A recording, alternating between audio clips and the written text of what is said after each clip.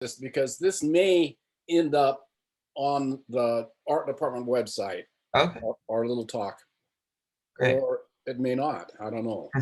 We'll see how that shakes out later. But so this is Joseph, and he is Camus, and he is class of 2019. So he graduated just last year and Yeah. out of this class, and that's a tough time to get out in the world. It couldn't have been Yeah, it was I'm going to talk about that just a little bit because it derailed a pretty massive project of mine that I was working on at the time. So Oh yeah. yeah. So we don't have, we got about half the class. I'm not sure why. I know two people are, there's Ava. Hi, Ava. Two people are out of under the weather. So, Mhm. but they can see this video. Well, I currently don't have anywhere to be particularly, so if you do want to wait a little longer, I don't mind at all. It's up to you. Well, no, I got it recording. They can, Okay. so. Okay. So I don't know how to. I haven't really used Zoom very much at all. Is there a way for Oh, me to I'm gonna share? go, yeah, I'm gonna go and um, make you the host, Okay. make co-host, and stop the share. Oh, and please say something for the sake of this, um, the website. Say something good about MMC. Okay. Will do. Um, okay, so let me start screen sharing then. Do Keynote. And do Keynote. You are the host now. Yeah, let You're me. big on everybody's screen. Oh, I have to allow screen sharing. I haven't set this up yet because I've never like hosted on what's it called? Zoom before. I've only ever used it for my oh. Okay, it says I have to quit and reopen. Would you allow me to just leave and then come back in real quick? Um,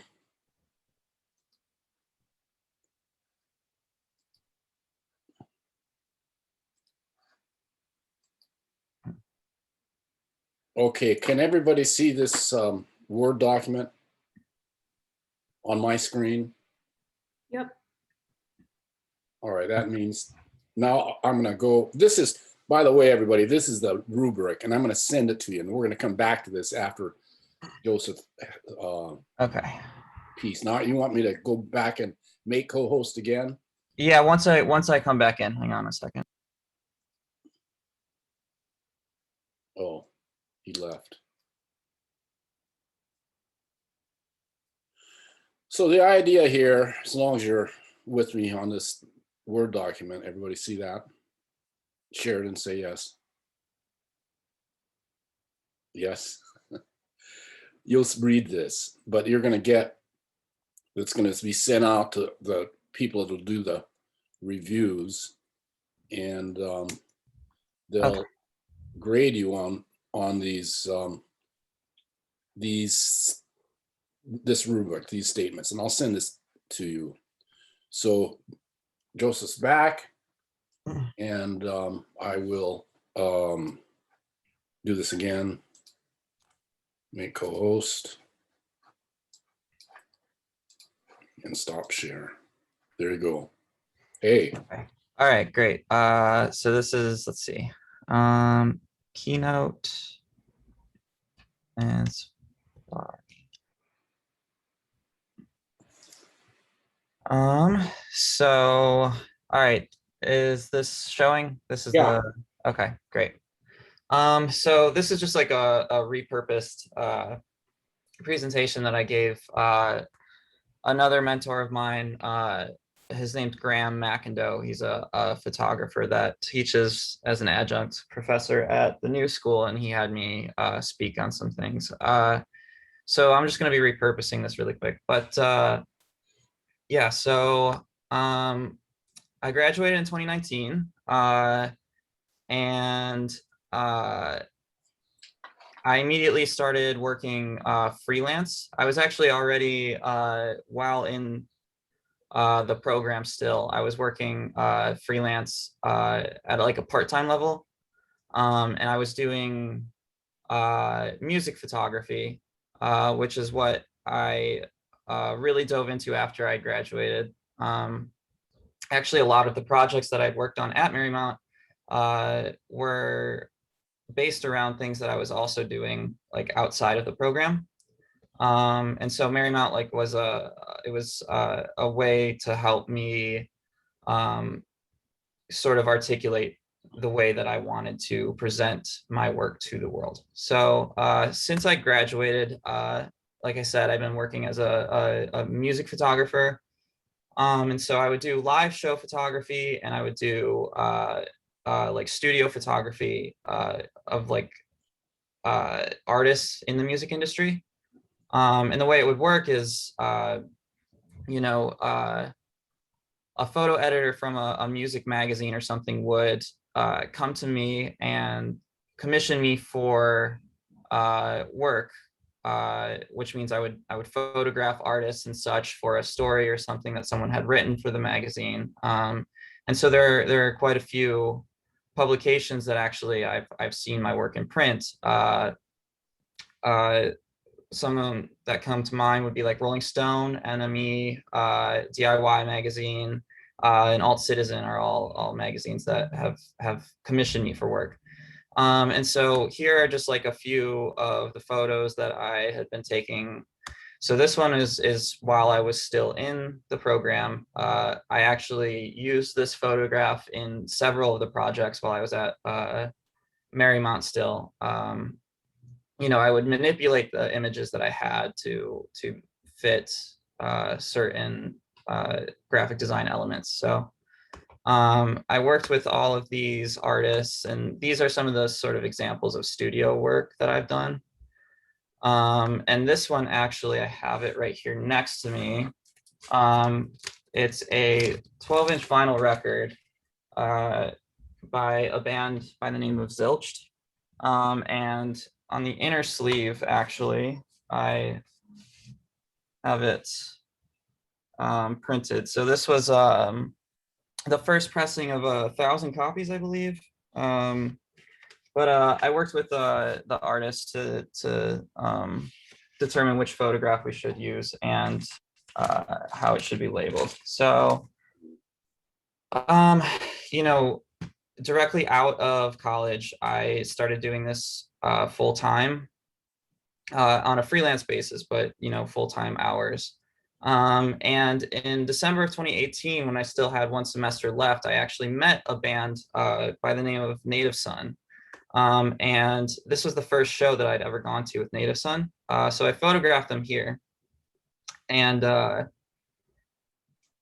over the next year, I became extremely close with this band. They were my closest collaborators for the longest time. And I actually, over the course of a year from December 2018 to December 2019, I went on tour with them and shot them.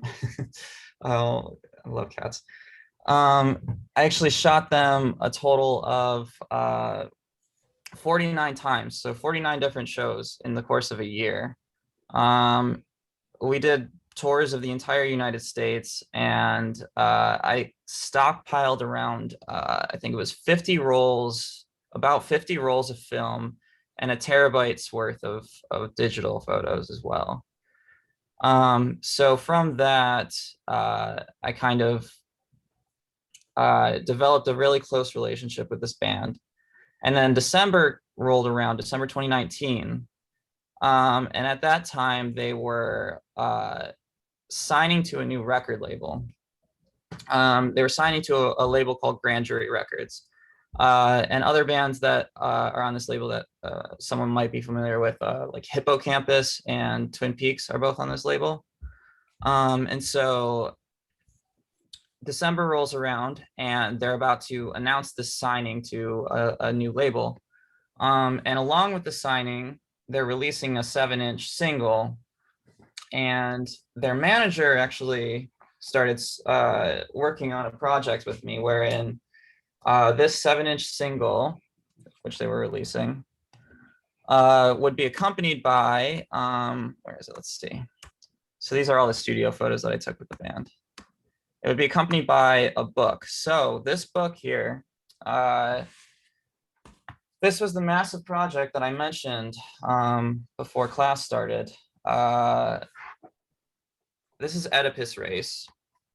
And I called down, the thousands and thousands of photos that I had shot of this band over the 365 days.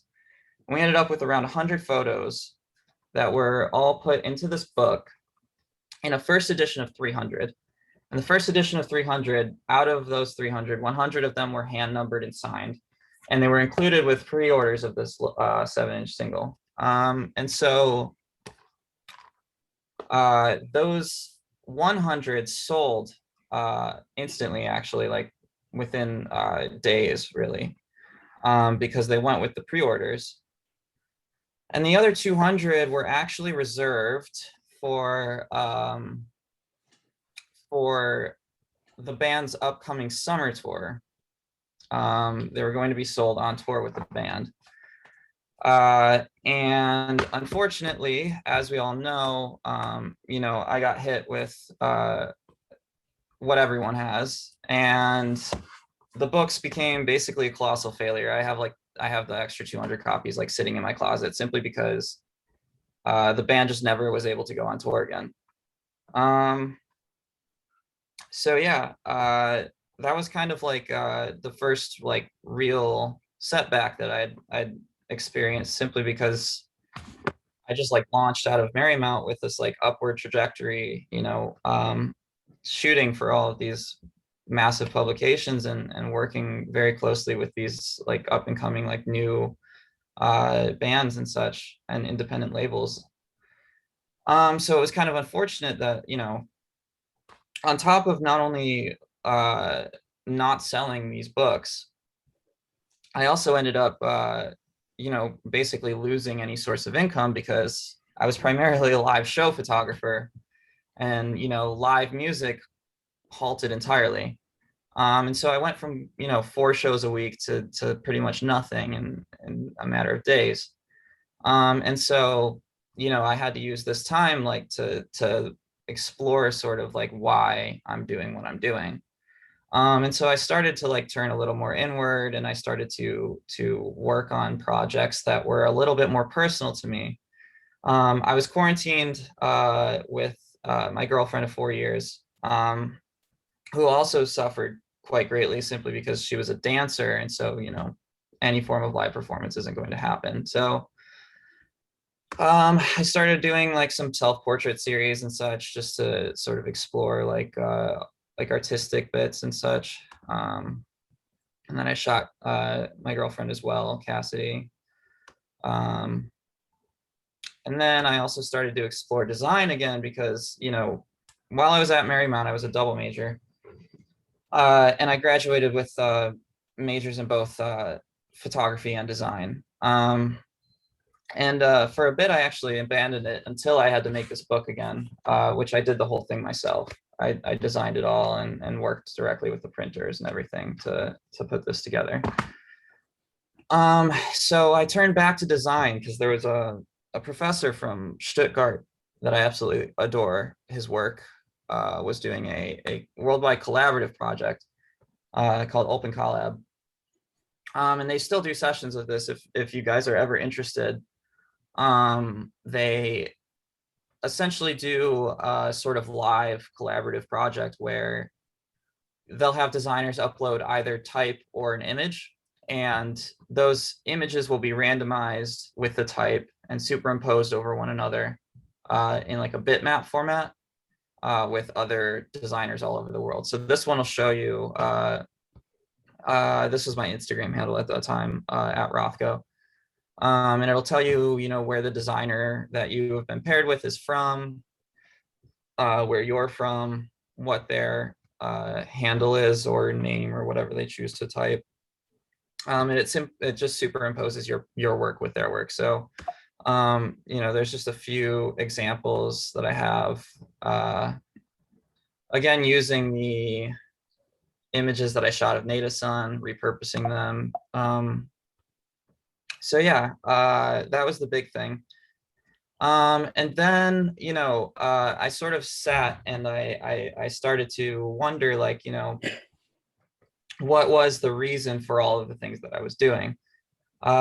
Because at the time I sort of was just doing them because, it was a paycheck and it was something that I felt I was supposed to be doing. But the fact that it all stopped with the pandemic, it made me wonder, like, is what I'm doing really impactful? Simply because if it's able to be put aside so quickly and so easily, is it really uh, the best way to affect change on the world? And so I started reading and studying a lot, and I got very deep into theory, in particular, philosophical theory, art theory, all of these sorts of really kind of heady subjects that I had never explored prior. And so there were some larger texts that really impact me in a lot of ways. This is a quote by Walter Gropius in his manifesto, What is Architecture? Walter Gropius, for those who don't know, is the founder of the Bauhaus School. And he wrote this in 2019, or in 1919, sorry. And I read it actually for the first time in this book that I picked up from a used bookstore, 100 Artist Manifestos. And so there was like this sort of idea that architects had been a bit reduced to technicalities. And Walter Gropius urged architects and designers to return to a sort of craftsmanship in their work.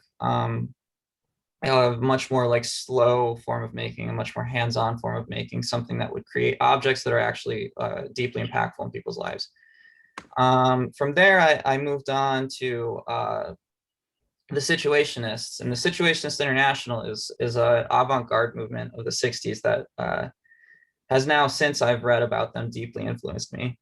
And this is actually a quote by Raoul Vaneigem, who wrote The Revolution of Everyday Life, which is a very important Situationist text. And I got most of my information for that one from this Situationist International Critical Handbook, which is a fantastic read as an introduction to the Situationists. So I totally recommend it.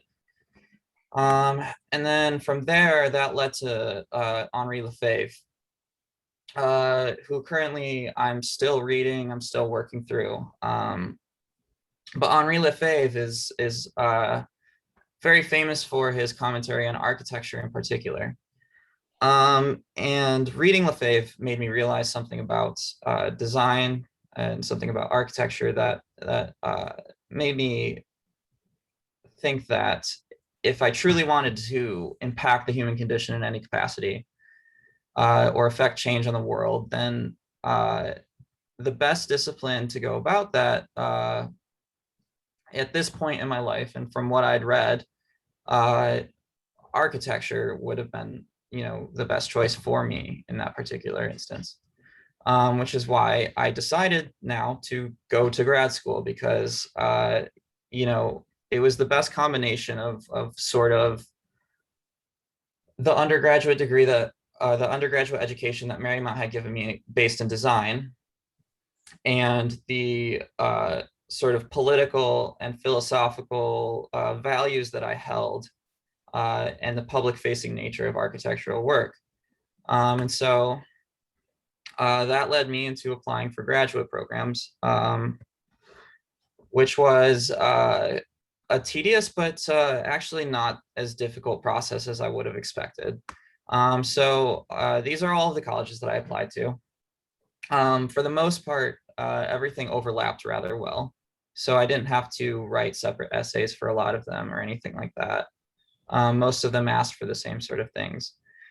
And of these, I was accepted to 4. I was accepted to the Bernard and Ann Spitzer School, which is CCNY. It's a public school in New York. I was accepted to Pratt Institute, Parsons, and RISD. And of these four, I had like a really hard time deciding, you know, I love RISD as a school, but do I really want to move to Rhode Island? And then on top of that, Pratt gave me, you know, a rather large scholarship. So I was kind of bouncing back and forth, you know, what did I want to do? Where did I want to go? And so I ended up choosing Pratt Institute. Oh, here, this is, so my essays, I was going to talk on my essays a little bit, but the essays, uh, I had to sort of really sell myself as bringing a sort of second viewpoint into the program since I hadn't studied architecture in undergraduate school. So in my essays, because I wasn't completely qualified to talk strictly about architecture, I decided I would bring in the sort of things that I had learned and taught myself while I was quarantined. And so the High Line in New York, I talked extensively about that. Actually, one essay was entirely surrounding the High Line. And it was, the basic premise of it was just that the High Line was more or less subsumed by, you know, the differences in capital, wherein, you know, it formed a class aesthetic on accident, even though technically speaking, it's a public space and should be open to all and the most egalitarian form of architecture. My point basically was that like architecture can't make the world egalitarian. That's not its job. Instead, like the only thing that properly makes the world egalitarian are sort of revolutionary ideals and the redistribution of wealth, things like that. And so that was the point. That was for my Parsons essay particularly. The other essays all touched heavily on the rest of the points, which are like cultural stagnation and Mark Fisher's slow cancellation of the future.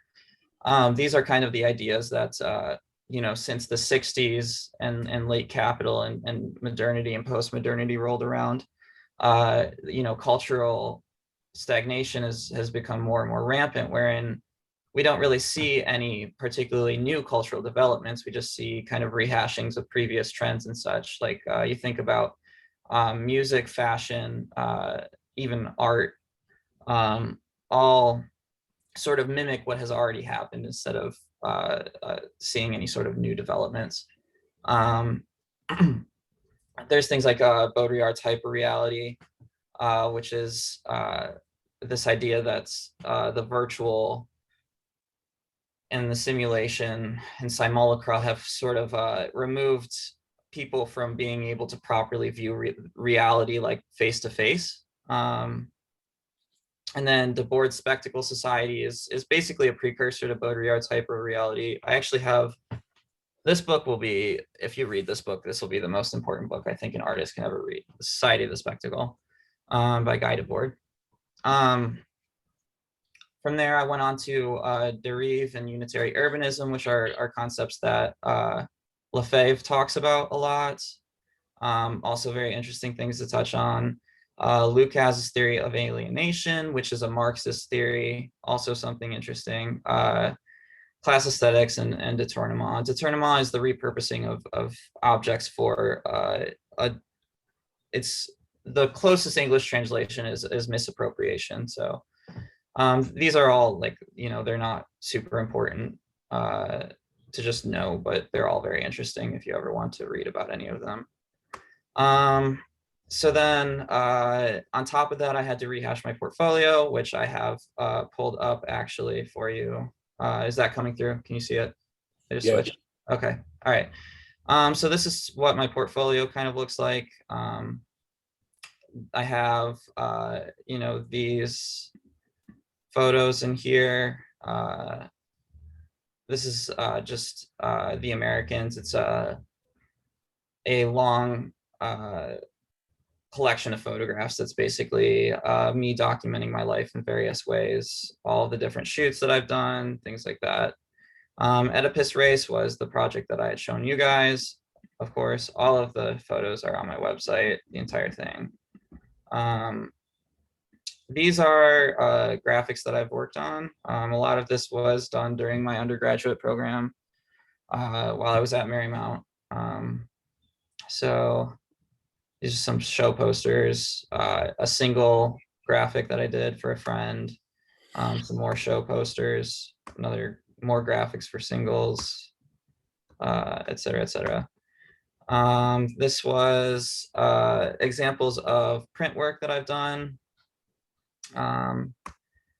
So little layouts, things like that. This is actually pages from the book. I have some Polaroids scanned in, and I have set lists from their show scanned in next to photos where you can see the set list in the photo. Just some more layout work that I did. This was actually an undergraduate project. This was a little brand guideline that I'd done. I think it was actually for this class. This is professional portfolio, right? Yeah. Yeah, okay, I think I did this for this class. So yeah, there's that, and then just some logo designs and typography that I'd worked on. So yeah, just a couple of interesting things. And then here is also more of the open collaborative project. Oh, sorry, open collaborative project that I've been a part of. So yeah, this is the portfolio that I sent to my grad programs that got me accepted at Pratt, Parsons, Bernard and Spitzer, and RISD. So if you ever want any ideas. The app that I use to design this website is actually really fantastic. It's called Photomat. I'll type the link after I'm done here in the chat. So anyways, why did I choose Pratt Institute? Primarily, I settled on Pratt Institute, one, so that I could stay in New York City, because I already have so many things that I'm working on here with others, collaborative projects, community here that I've already built. Despite, on paper, RISD kind of being a better program, it just didn't really make sense for me to move to Rhode Island. So then, yeah. So inspirations that I took in my choices going forward. These are all people that I read about extensively and have looked into a lot. The Dadaists, Bauhaus, Dieter Rams, if you're familiar, love his work. I actually have my laptop sitting on a desk that was designed by him right now. The Surrealists, the Situationists International, and my favorite graphic design studio of all time, actually, Experimental Jet Set. So, Marcel Duchamp, Dadaist. It's one that I'm sure everyone has learned about, the one that put a urinal in a gallery, essentially, and was the founder of like ready-made art. I quite particularly like Dadaists simply for their desire to sort of destroy art in a lot of ways. I think it's very interesting. Walter Gropius, whose quote I shared, already spoke about the Bauhaus. Dieter Rams, a really fantastic industrial designer, German, who worked for Braun and Vitzu, and was really big about designing very minimalist sort of objects that are very easy and simple to work with and to use. And he has a list of principles that he called the 10 principles of good design. And I actually have a little booklet here that has all of them in it. And those 10 principles are, I'll read them to you really quick. Number 1, good design is innovative. Number 2, good design makes a product useful. Number 3, good design is aesthetic. 4, good design makes a product understandable. 5, good design is unobtrusive. Number 6, good design is honest. Number 7, good design is long lasting. Number 8, good design is thorough down to the last detail. Number 9, good design is environmentally friendly. And then number 10, good design is as little design as possible. And so that was his sort of idea was, a designer should move everything out of the way and make sure that the idea of Braun actually was that all of his products wouldn't require a user manual. Theoretically, it had to be included still because laws required so. But theoretically, they'd be so simple to use that you wouldn't even need a user manual. Um, and then there's the surrealists, of course, who are absolutely fantastic. This is Andre Breton, the kind of de facto leader of the surrealists, who also wrote the Surrealist Manifestos, photographed by Man Ray. The surrealists were, I think, one of the most important avant-garde groups. And they gave birth to my favorite avant-garde group, which is the Situationists International. The Situationists International were a revolutionary anarchist group, famous for kicking off a lot of the May '68 riots in Paris. And their entire idea was simply, the world and technology allowed for a sense of leisure.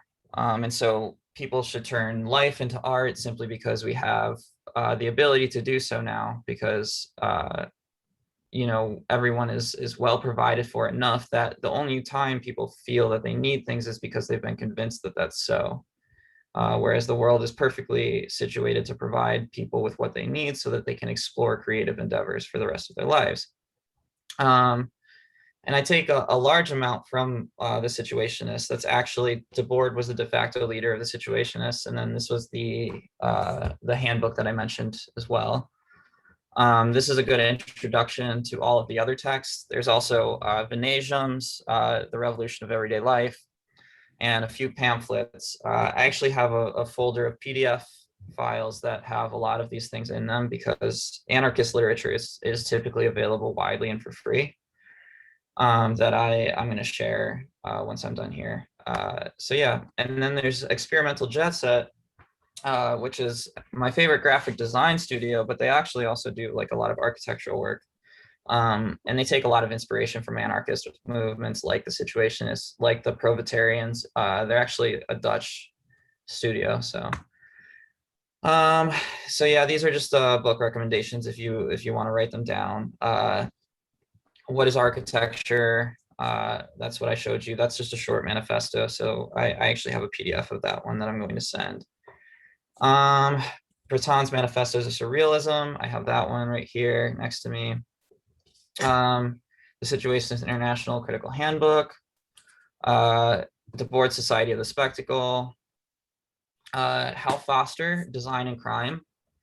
This is a really fantastic book. I won't go into too much detail about it, but I would recommend that everybody read this.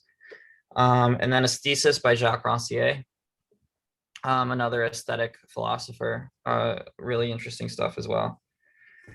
But the reason that I'm telling you about all of these is simply because I feel that design in a lot of ways has a lot of potential to really affect change on the world. And I think that understanding the world as much as possible is quintessential to being able to do that. So my advice going forward, I gave this to the class that I had presented this to prior. If any of these interest you, you're welcome to write them down. This is the things that I value and the things that I try and embody in the work that I do now, which is a betterment of everyday life, meaning that design should try and make the world beautiful, the world enjoyable to live in. It should arrange things simply. It should arrange things well so that things make sense to people. Spurring the development of a larger culture. This kind of goes back to that cultural stagnation thing that I talked about, wherein in my work, I try and fight as strongly against that as I possibly can, in that I kind of move the cultural stagnation forward so that we can kind of get out of this like sort of banality and sameness that have so started to define our existence.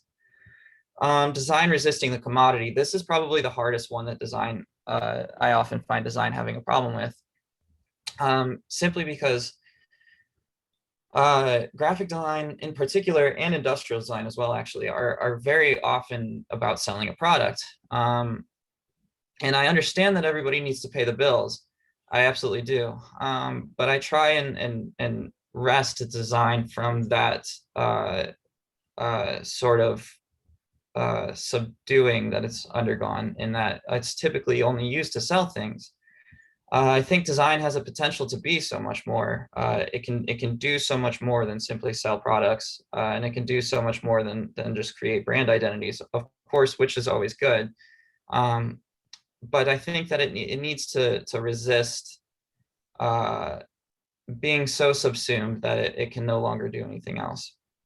And then design must not remain isolated or hyper-specialized. This is a big one for me because this one comes from that Lou Kass theory of alienation that I was talking about earlier, which is essentially just that every worker in every industry is so hyper-specialized in their job that they no longer collaborate with others, and the products that come of it are sort of detached from the person that makes them. So if you have a singular product that's made by like a team of like 20 or 30 people that each have a hyper specialized job, that product means less to each of those people than if one person is able to kind of work on it from multiple angles and really have like a artistic sort of control over as much as possible.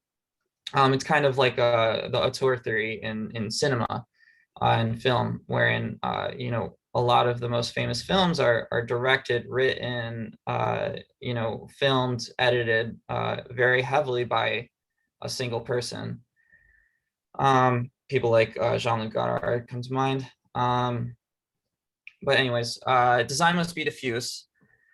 The idea is that design should be extremely accessible to all people. It's kind of a democratic discipline that should be diffuse amongst the people. It shouldn't be accessible only to a certain sort of elite. It should be a very democratic discipline that's available widely. Everybody can participate in it. Everybody can interact with it. Things like that. And the design must be critical of all things. This is my biggest one. And it's not just design. I think everyone should be critical and skeptical of everything. It's a good way to be. And I don't mean that in a negative way. I simply mean that people should always think critically and always question everything in every capacity. Simply because that's the way that things move forward. That's the way things change, and that's the way you learn. And I think that design is no different in that way. But yeah, I think that's like about it. I've rambled enough. I don't know if I kind of just repurposed that from Parson. So I'm not sure if Jim, I have anything that I didn't talk about enough that you'd like to hear. You did a great job. Turn it around so we can see. We can only see you. I can't see the rest of everybody else. So you'll have to change the Okay. back out of your condition. There we go. Good. Yay! Give him a hand. Yay! That was great. That was really heavy. Heavy. Yeah. Huh? Yeah. I took a bunch of notes. I got some screenshots. I got some notes. I'm going to read the Spectacle Society. Yeah, it's a fantastic book. Absolutely amazing. So, Sheridan, what do you have to say? Well, my first question is if he could send you a reading list so I could have it and buy some books, because I'm very interested in what you've been reading. Yeah. And second, how, like, I'm assuming you're very inspired by the Bauhaus, you know, design school. And so I'm wondering, you know, how do you kind of take design elements from that, but kind of make it your own as well? Like, how does that kind of design process work in your head? So the idea is that, you know, this is kind of like the cultural stagnation thing. It's really easy to fall into a sort of nostalgia where you just kind of copy things that have already happened. Yeah. And I find I often grapple with this, wherein, you know, I lean so heavily on my inspiration that I begin just kind of becoming them. Yeah. And so in order to avoid that, I like to sort of separate the aesthetics of the movement from the sort of philosophy, which is what happens in reading about it. You know, if you read about Bauhaus and what people wrote from the Bauhaus, you'll see their sort of approach to design and thinking. And if you separate that from the aesthetics of what they've done, then you can sort of apply that sort of approach and thinking to the modern day, to what you're working on now, and you'll come up with a different aesthetic. So aesthetically, it won't look the same, but your approach and thinking about it might be similar. And so I think that that's the best way to do it, is worry less about the aesthetics and more about their line of thought. Got you. No, that makes complete sense. Mhm. And so when you're grappling with this kind of like separation of philosophy and aesthetics and all this, right? And you apply it towards kind of a real life application in which you're working with clients that may not understand these philosophies or these aesthetics. How Mhm. do you navigate that? So in working with clients, I think typically, you don't need to explain everything to the last Mhm. detail. I think Yeah, that, in some capacity, if a person is hiring you, they trust you yeah, in some capacity. Typically, sometimes there's a little bit of friction, but for the most part, they understand that you have experience and professional knowledge in this sort of sphere that they don't have.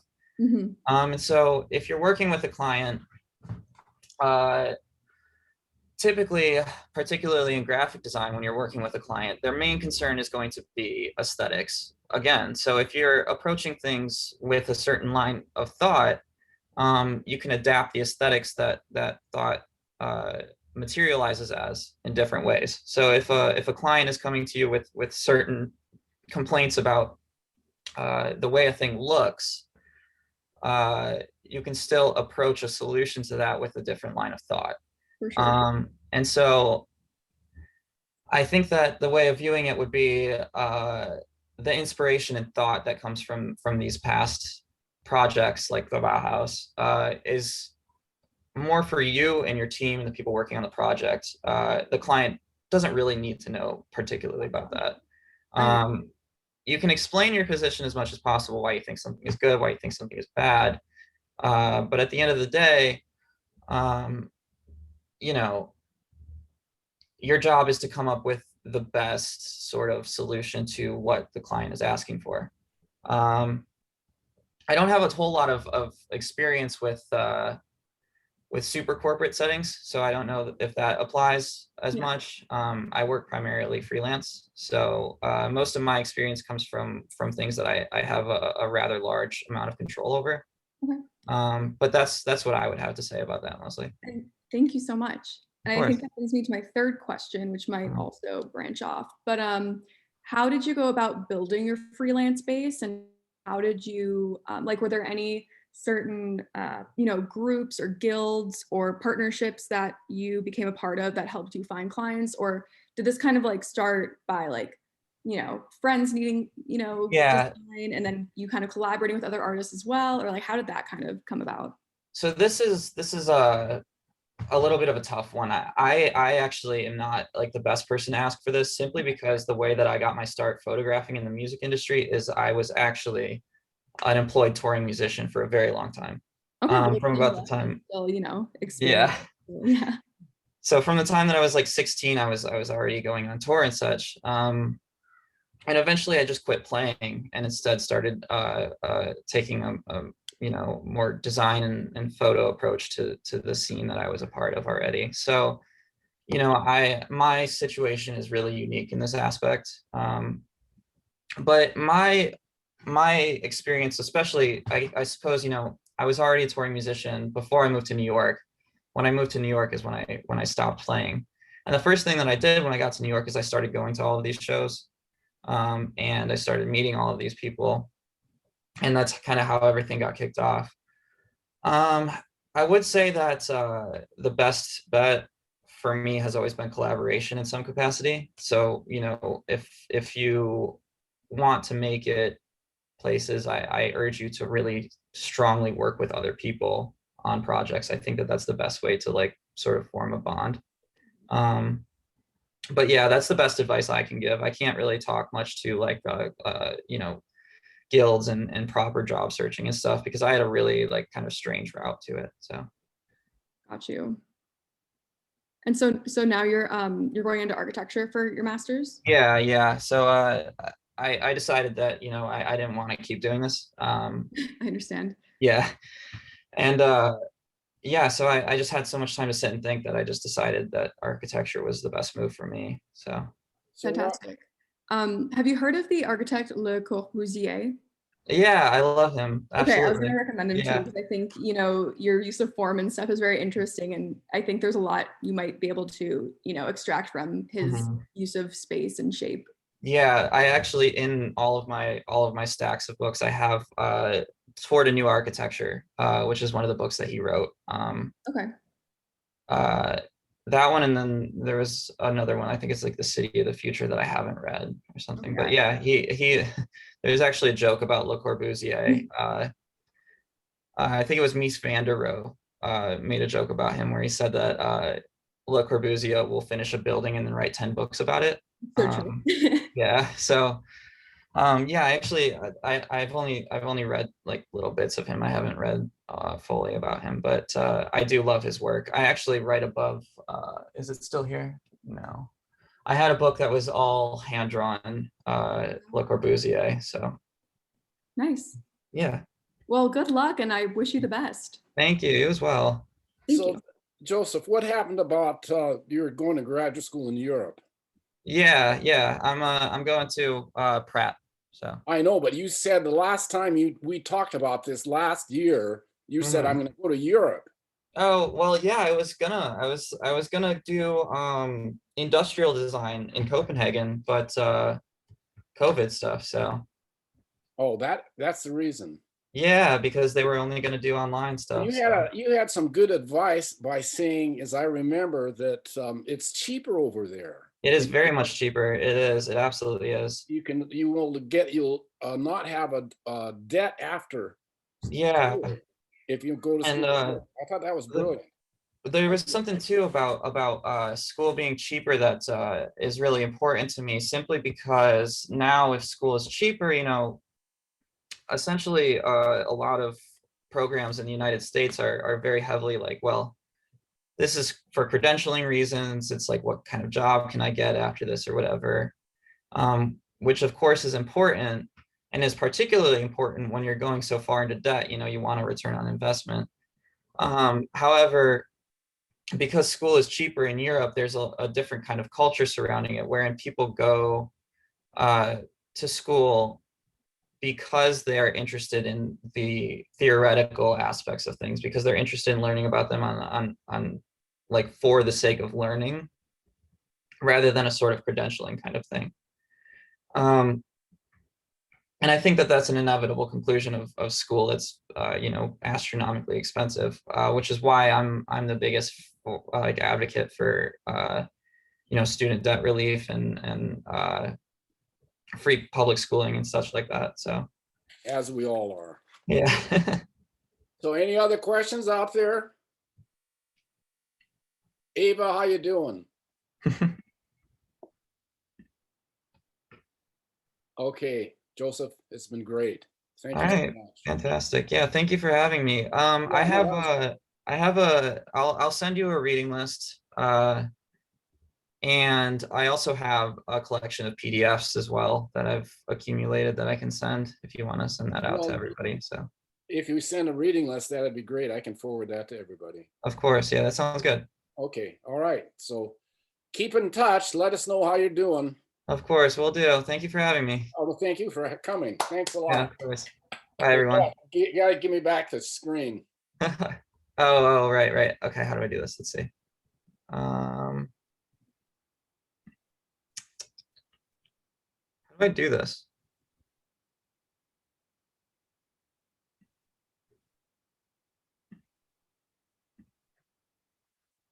Oh, there you go. Cool. Okay. Okay. All right, I'm gonna head out. I'll see you. Thank you for having me. Okay. Thank you. So, hi, everybody. We're back. That was great. That was like going to a lecture, right? All right. So here we were. What I wanted to do is, can everybody see my screen?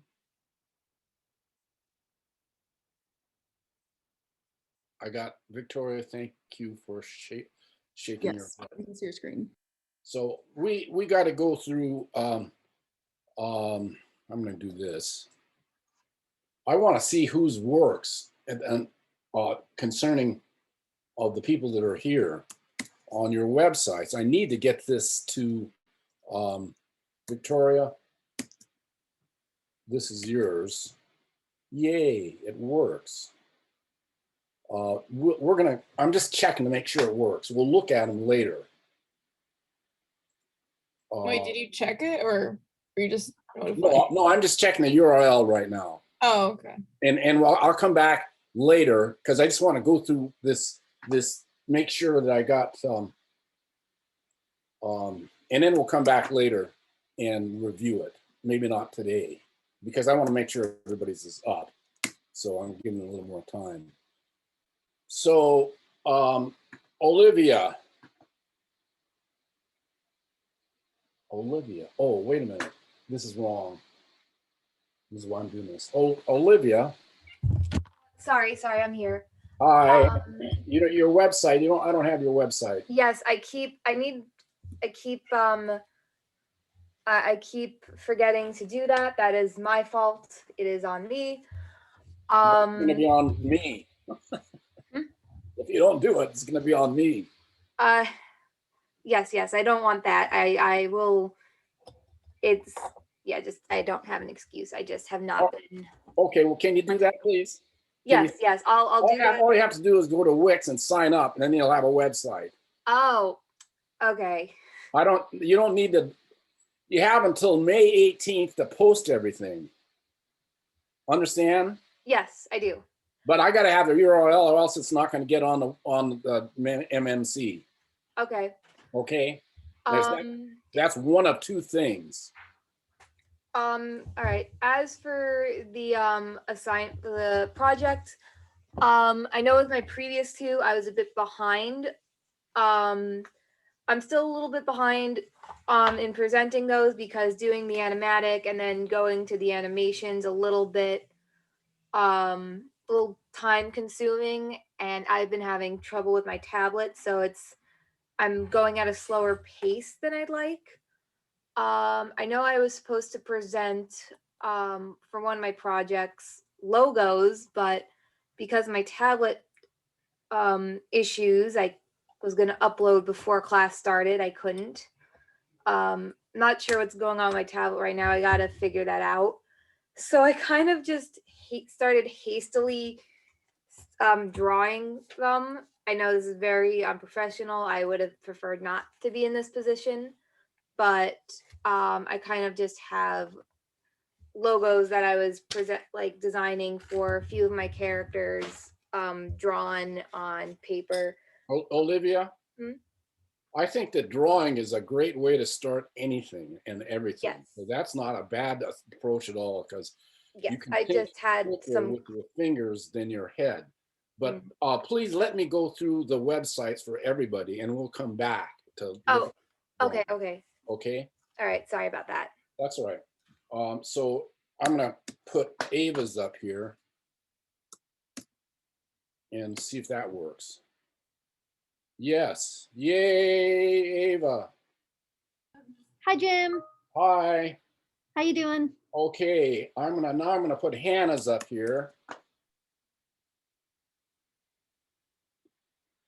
Ava, did you like that talk? He was really good, wasn't he? Yeah, he was great. He's so interesting. Yeah. When did he? I didn't catch. When did he graduate? Last year. Oh, okay, yeah. And he spent his as he said, he spent his year off figuring out a new path for himself. And I think it was a great thing because being an old guy, I know that music road path for being a music photographer will not last, but an architect will. So that's it's like you feel sorry sometimes for these dancers out there because they only have until they're about 35 or something, and then they better have something else in their back pocket.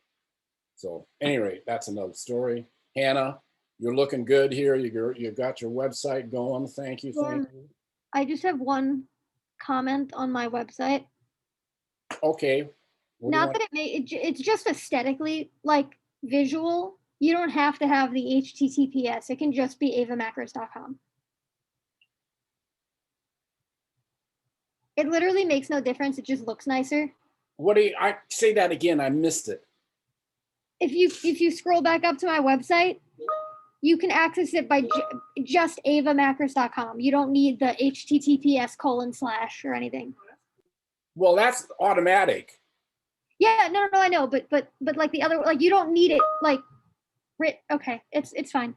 All right, at any rate, I'm you can see what this is what I copied. That's what you sent me. Can you see that on the screen?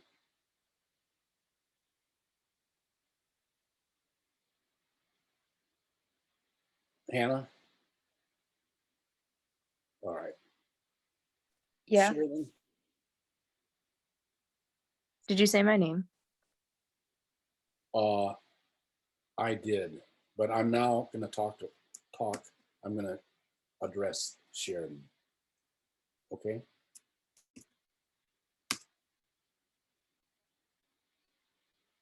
No such website. Is that for me? Yes. Wait, I can't see your web page. You can't see this. You can't see my. I'm shaking my URL right now. You can't see that. No, am I the only one? All right. Wait a minute. Honestly, nothing has been showing other than just the Word document. Yeah. Oh well, that's not what I intended. That's why I asked. Okay. What do you see on the screen now? I don't know why it says that. Yeah, wait, were you opening our websites before? Because we didn't see. Yes. Yes. And I thought you were looking at them. Oh no, we were not looking at any. All right. Are you looking at them now? Now it just says no such website. Oh, All right, I then you're know looking at it. why. Because there needs to be a hyphen between shared and Pochelle. A hyphen. Yes. Well, this is why I'm doing it, because I'm sending this document. Yeah, That and I have to. That would be this document I'm sending to the people that are going to critique us, and it's got to be right. So I'm checking myself and checking you. So guys. I'm not gonna, because I need to fix my domain for some reason. It's not linking. I'll try to do that today, and if I do it today, then I'll send you the new one. But just keep this one for now until I say something. All right. Well, there you go. You see what you got there. Yep. Okay, so that's working. Yep. You're telling me now you're going to update it. Yeah, it's supposed to be just sharedandpochelle.com, but for some reason my domain isn't linking, and I have to like call Squarespace. Okay, I see what you're saying. Yeah. All right. Well, in the meantime, Lucas is not here.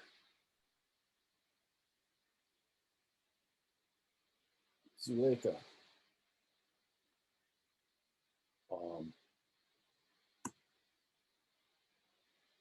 One sec.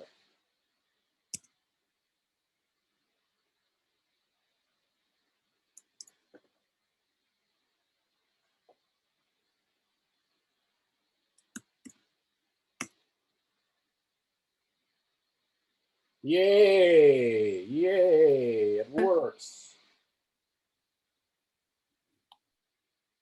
Okay. Daniel is not here.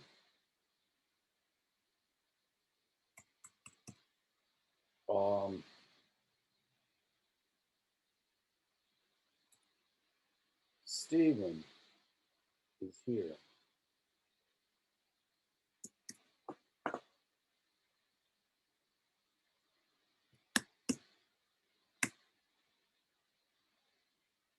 So what's wrong? Stephen? I don't know. Did the link work or? No, I'm trying it again. There, okay. So. Yeah, I know. I don't have too much so far and stuff. I'm mostly just putting like the animations up so far. So. Okay, well, it's working. That's all I'm looking for right now is it's working. And that's it. Courtney's not here. Greta's not here. So that's all I can check. Now, the next thing I want to do is Wait, go Jim, over to here. Jim, I have a question. did you check mine? Who's that? Ava? Yeah, that was me, because before it like wasn't there. Also, I cut off Hannah. I'm sorry. Okay, Okay, I just had a question. okay, Hannah. So are we uploading only things that we've made in this class, or can we upload like personal stuff?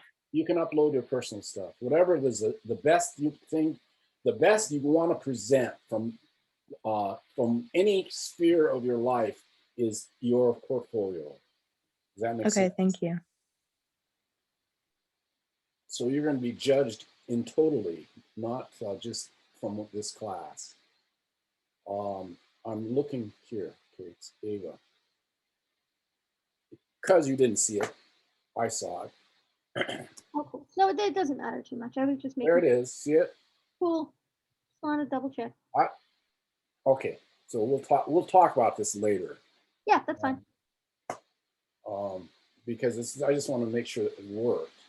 Now, what I want to do now is get you. I was reviewing, and I forgot to make a point of this, but until recently, and I sent everybody an email that said you have to give me a little elevator pitch. There's your photograph to be your name and what are you? I am a multidisciplinary artist focused on visual arts, graphic design, and dance. Right, everybody? Can you write this stuff? It'll only take you a minute. I need it because I can't send this into the website until I get it, right? And I'm going to send everybody a link. You can go and look at these, and if you want to use one of these as a template, go ahead. But that was 2 years ago, class. And probably these portfolios are broken now because everybody moves on. And so I need that. I need it. Stephen, I need this text. Olivia, you got to send it. You want your sketch of yourself to be a photograph? Here, or that sketch?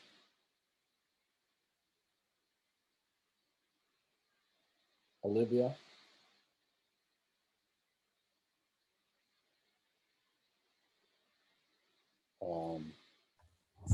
Sorry, my mouse wasn't working. No, I do not. All right, well, come on, let's go. Send it to me, please. Right. Sorry. Photos for websites. So this is everybody's photos right here. There's Olivia. All right. That's that.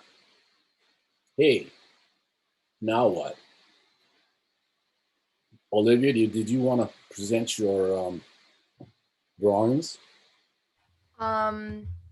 If we were presenting, I realized I joined the class a bit late, so I Well, didn't know. We're now up to this point where I've reviewed everything. We had a speaker, and now you can present or not. It's up to you. All right, yes. So as I said before, my logos, I was designing logos for just a few of my characters, but due to some technical issues on the end of my tablet, which is its own separate computer, I at the moment can't access it. And so I just sort of quickly recreated some of the logos I was going to upload and present. You can be the host. I've given up the host if you want. I didn't have anything like scanned and uploaded. I just have the sketchbook right here. I'm very sorry for how unorganized. Well, if you're the host, we can see the sketchbook big. Oh, sure. Sorry. Okay, yes.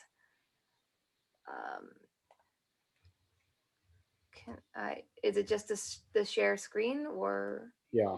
Okay.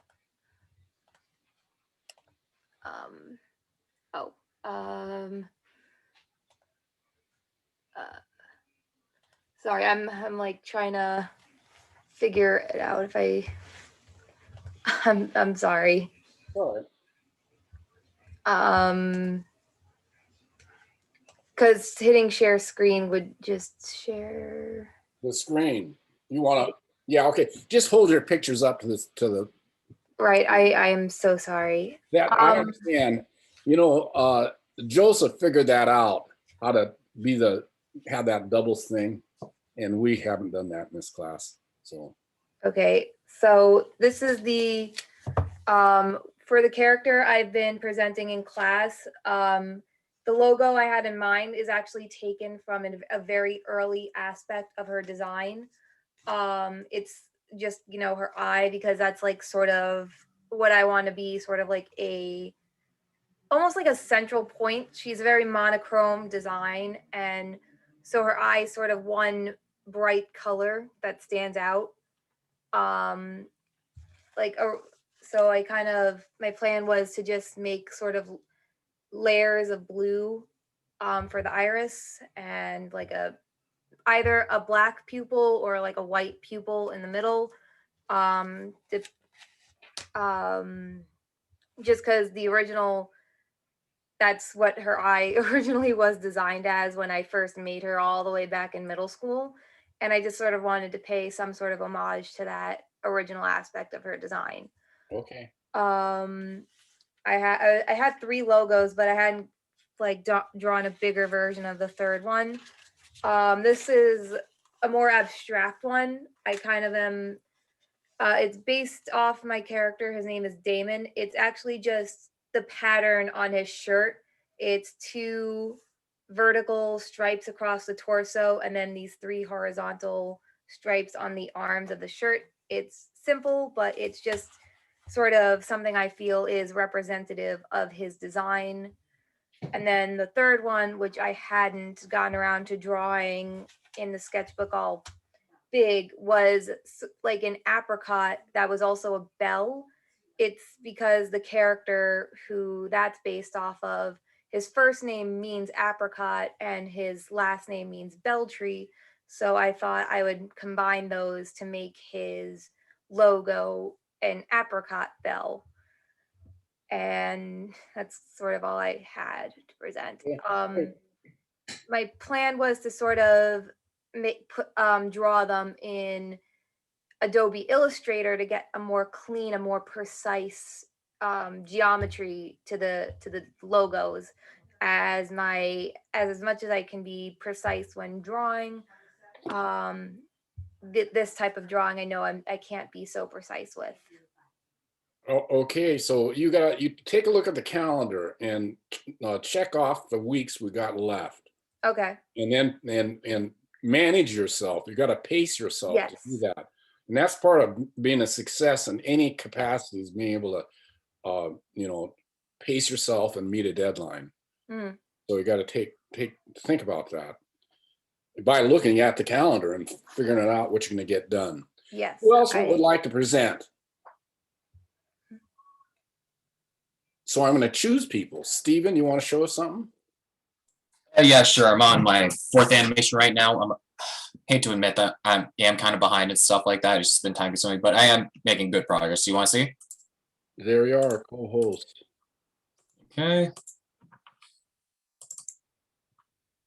Okay, doing a little pretty much doing a frame by frame animation right now, so just trying to get this out.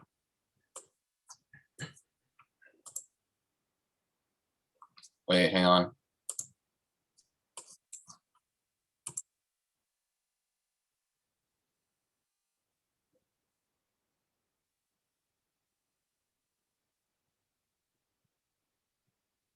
Okay. And I'm going to add a background if I'm jumping off of a rooftop and stuff. So yeah, my goal right now is just to get like the animation part done, then just to clean it up. Like, I don't know, like just get the animation done for like the weeks and stuff. So I meet deadlines and stuff. Then maybe after I'm done, hopefully I can like color it and just make it look nicer and stuff. So hopefully I'll get this finished by this week and stuff. Then I'll move on to Project 5. So I know it's like, I don't know if I'm like behind or not and stuff. It's just animations has been like kind of tedious for me and stuff like that. Not that just like a lot to do and stuff like that. Just a lot of elements. Do you have your contract? Yeah, I do. So all right, well, look at it. That'll tell you where you're at, right? I don't know. I know it's like yeah, I think it's still around like 4 to 5, I think. So I'm not doing bad. I just think I don't know. I guess I'm just my mindset. Just like, yeah, I could do better and stuff. It's just. Yeah, well, that's good. That's a good mindset to have. That keeps you motivated. Yeah. That's what that contract is for, is to give you a schedule so you can pace yourself. Mm-hmm.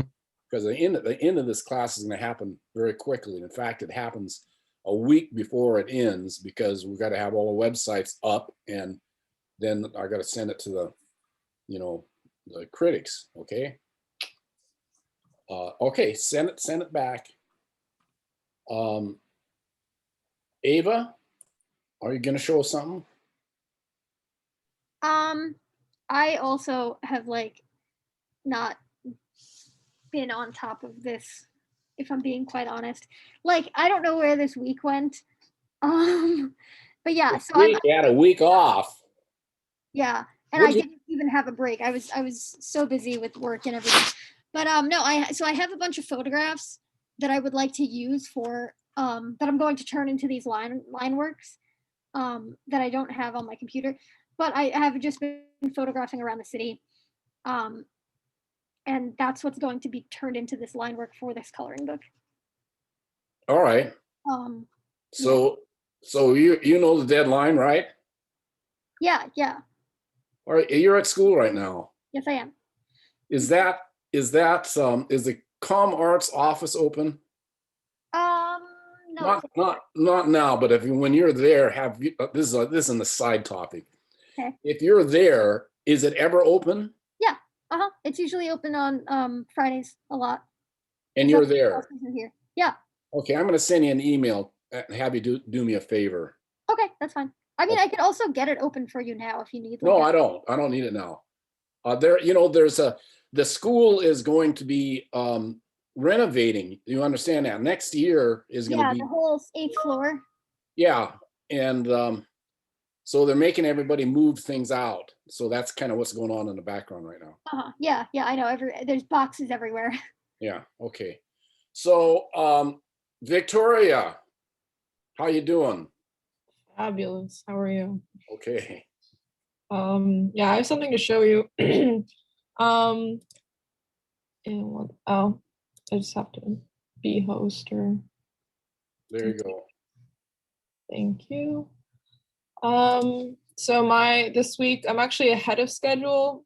I have like two more projects actually to do. This is my ahead of schedule. Yeah. Surprising. Do you see the screen? I see a black screen. Yeah. So this is my animated logo for because like my whole project this semester is basically on a made up cafe. So I made a logo for it.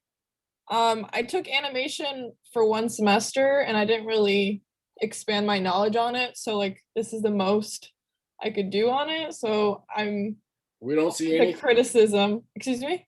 We don't see anything. But I'll show you. I just gotta play it. Okay. It's really short. It's just 5 seconds. So.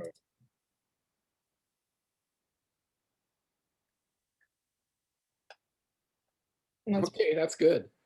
That's good. You continue, sorry. Huh? No, I just the beginning I like, but the bean it doesn't flow. Like do it again. Well. Do it again. I think I have to I really enjoyed this part.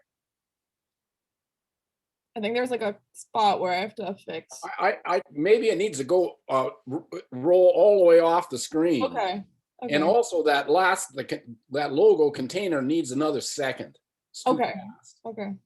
Anybody else have any thoughts?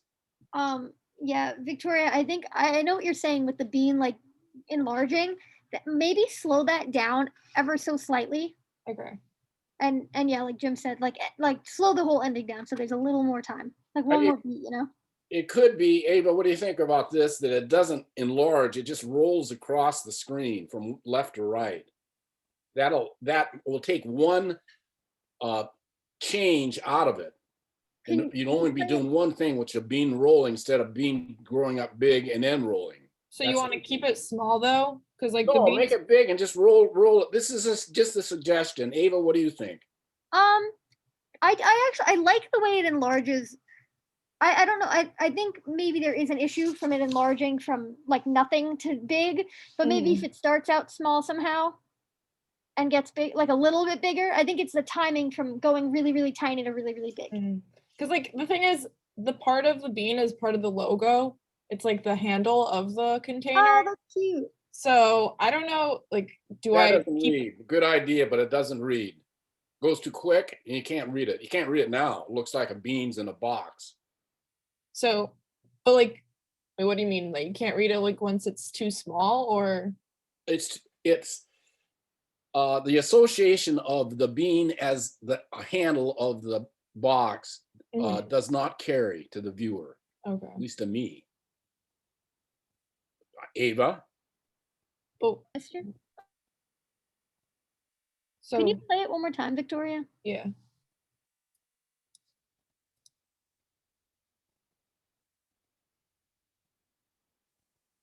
But I understand it's too quick. I look at it more.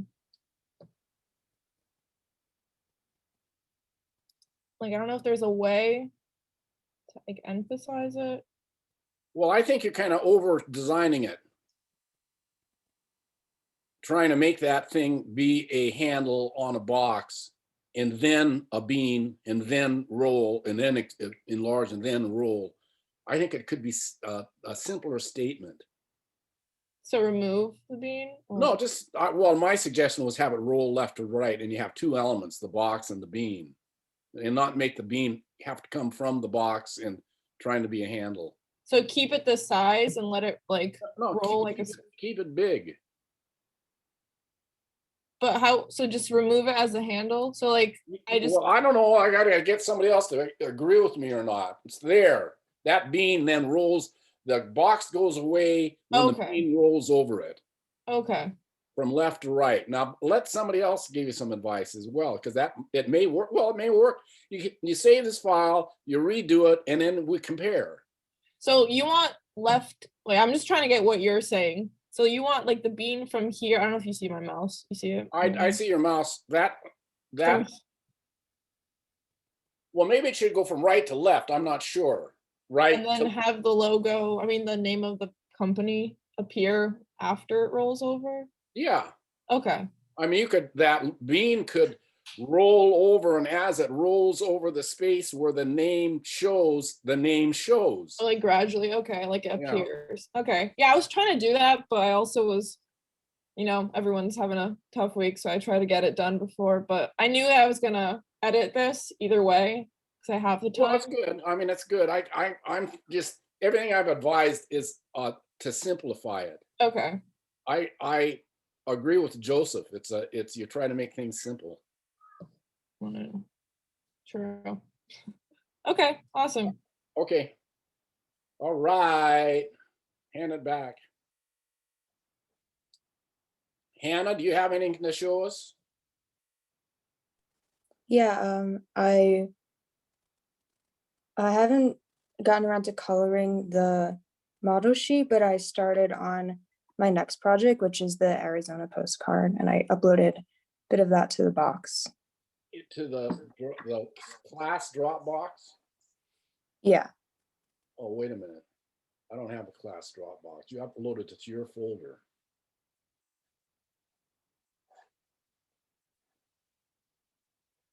Do you see it here?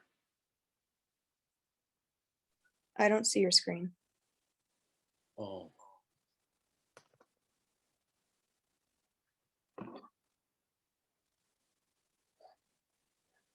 Is it here somewhere?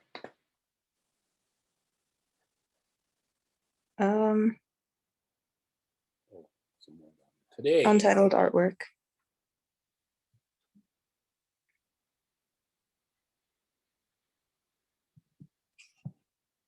Okay. So this is just the outline of it, and then I'm gonna like put photos inside the letters of right. the photos that I've taken. Are you going to use type here instead of your handwriting? Greetings No, from. should I? I would recommend it. The Arizona is nicely done. This is, and that I recommend you set type here on a path. Do you know how to do that? I could do that in Illustrator. This is all in Procreate. Yeah, you could do that in Illustrator. It'd be more convincing. And what you know what you're doing is kind of a what would you call it? It's a period piece. postcard that is kind of a 50s type tourist postcard out there. Right. You're just replicating that. You understand that? Yeah. I'm adding in like in between the letters, like photographs that I've taken of here. Okay, great.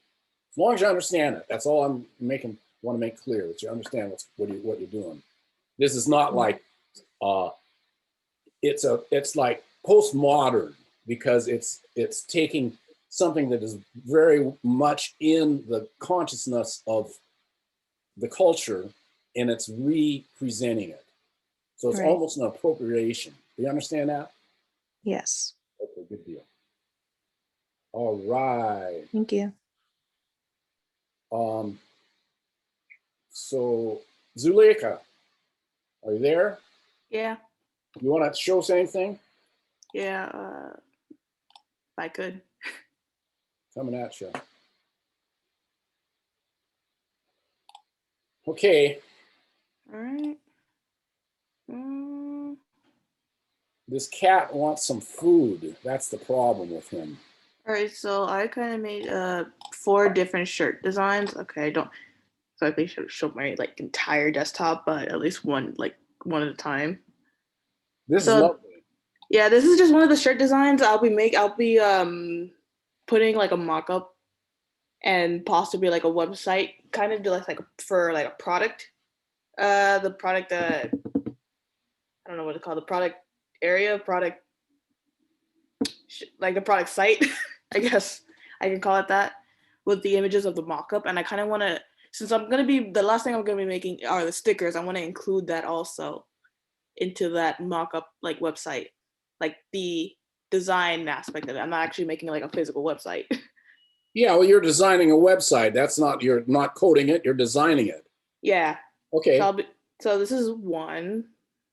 I decided to use the mascot from the logo as like one aspect of the like for the shirt designs.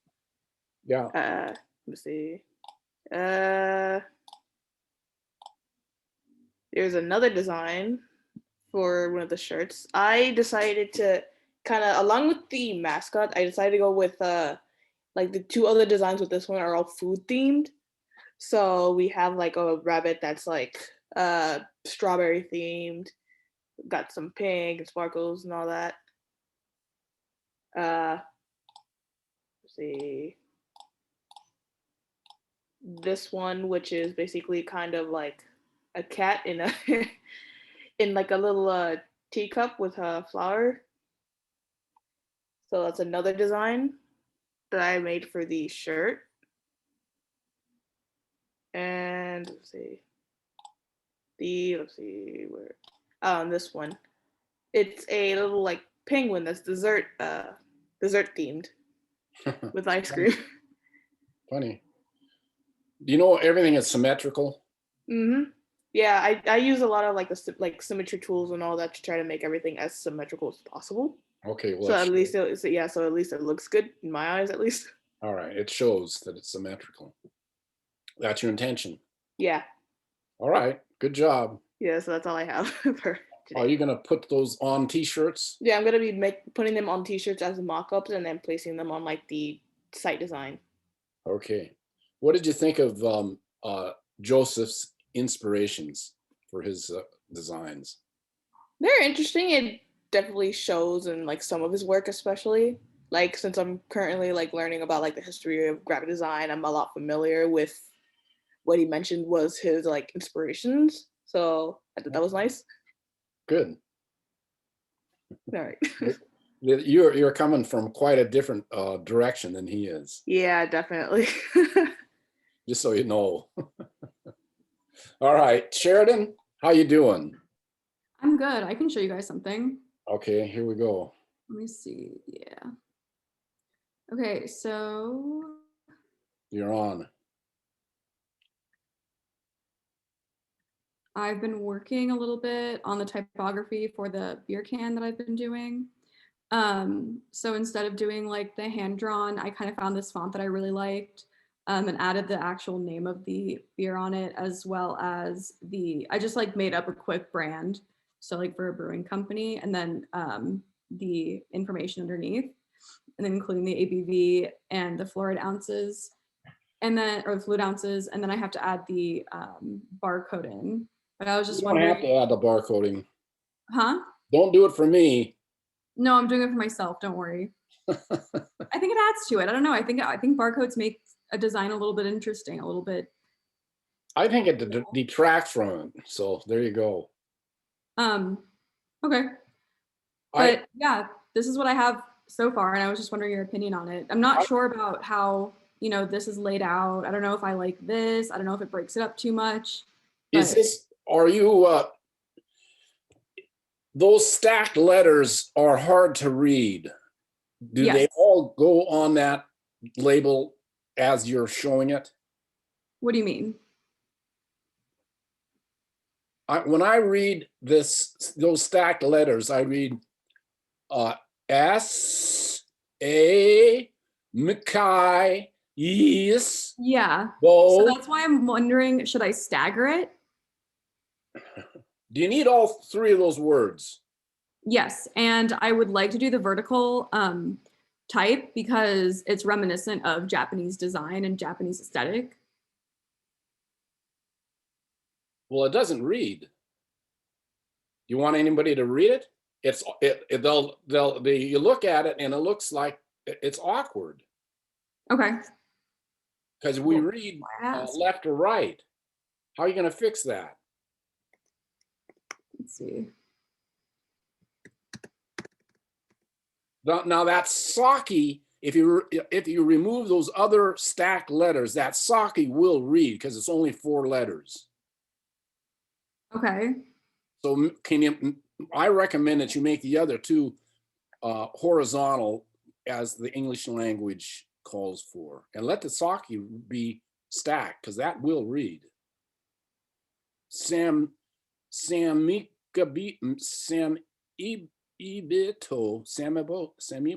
Semibito sake saison. All right. Well, the first one doesn't read at all because it's Okay, that's what I thought. And is yeah, because it's like cut off like that. yeah. I mean, you're making it so anyway. There's your issue right there. Everything else looks great. So do you think there's a way to solve this by keeping the type vertical? Because that is really an integral part of the design. I mean, if it really doesn't work, then I can change it. But I don't think it works. Sake works. The other ones don't work. That's the only one that works. That's the only one. SAKE can stay stacked like that. Yes, because you can read it. BAR, you can read bar as you walk down the street as well, right? Hanging off a building. Yeah. But when you get into 6 letters, 7 letters, and you stack it, it doesn't work. You'll see it people trying to do that all the time, but I don't think it works. It makes you stutter when you read it. Yeah, I understand that. Okay, well, I'll see what I can do. I'll see what kind of solution I can come up with. Okay. Thank you. All righty, everybody. Thank you, everybody. Let me see. So here we are looking at my desktop, right? Yes. Okay, good. Thank you. Now we're looking at statements from artists, designers, right here, right?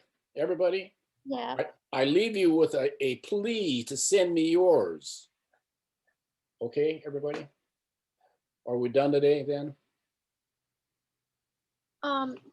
Jim, so I just want to confirm you would like us, yeah, so we'll get this to you as soon as possible, preferably before next week, right? When are you submitting all this stuff to the website people? Well, I can't submit it until I get the material, because it's the worst thing to do is to see, I'm the client and they're the designer, the web, they piecemeal it to them, you know?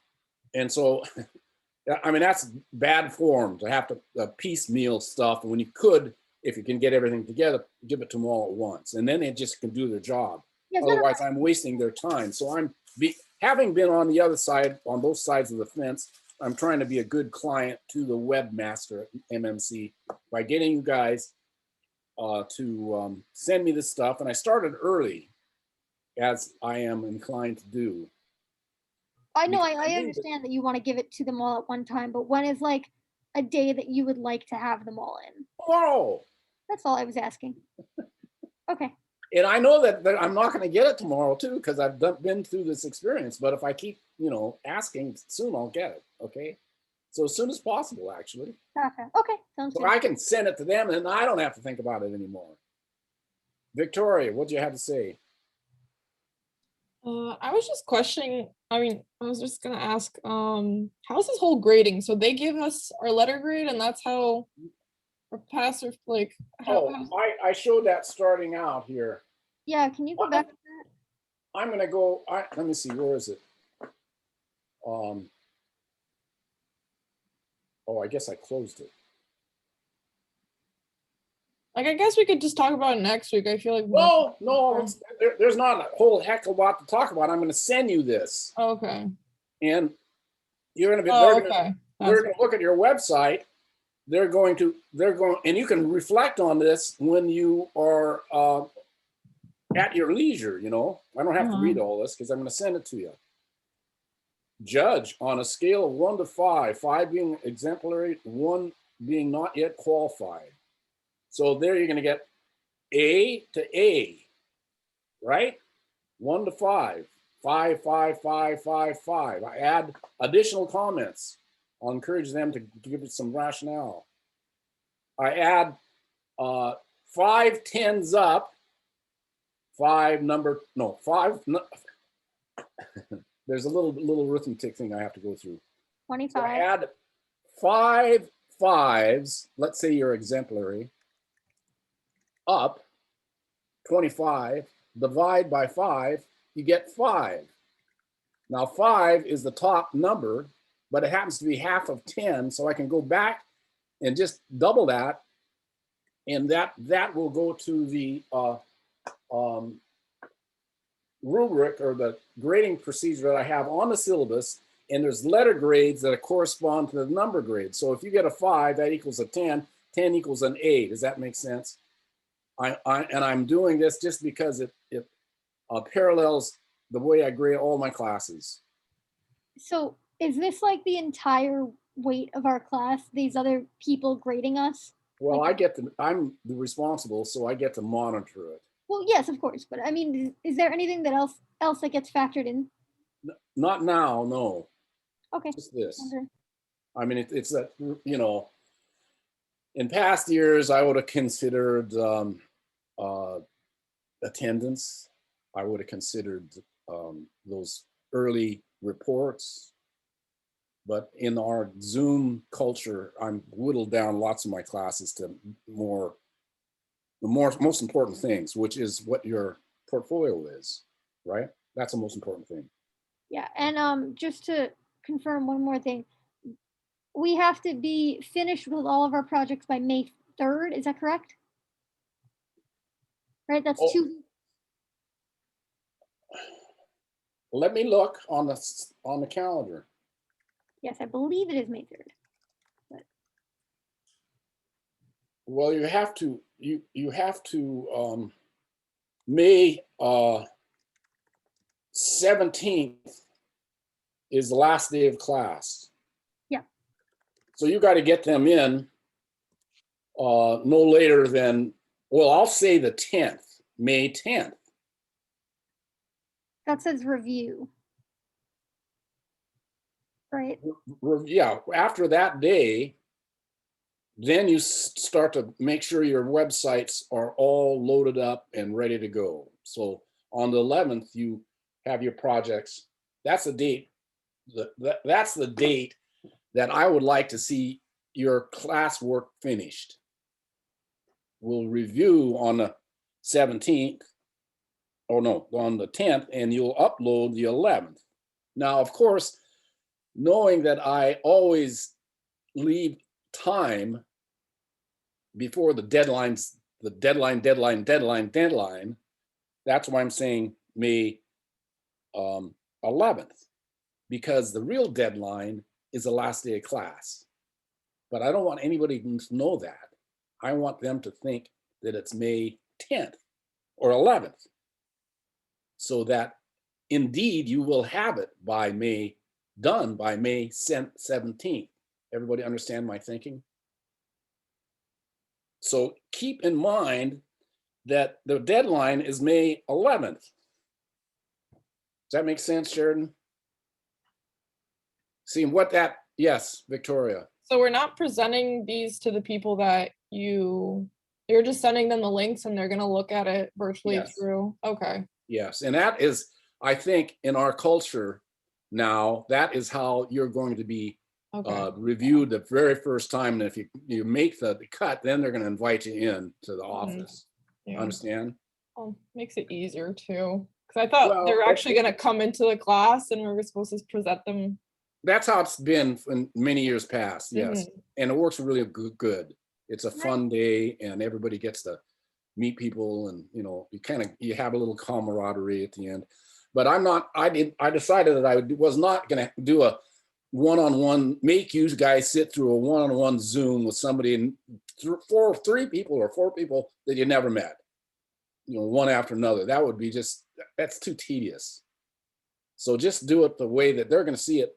When you go out and send your portfolio out for some sort of opportunity job, what it's going to be, you're not going to walk in. They're going to review your website first, and that, I think, is the way that's going to go from now on. And then they'll have you in. So then, when it comes to that time, you'll have a print version of your portfolio as well.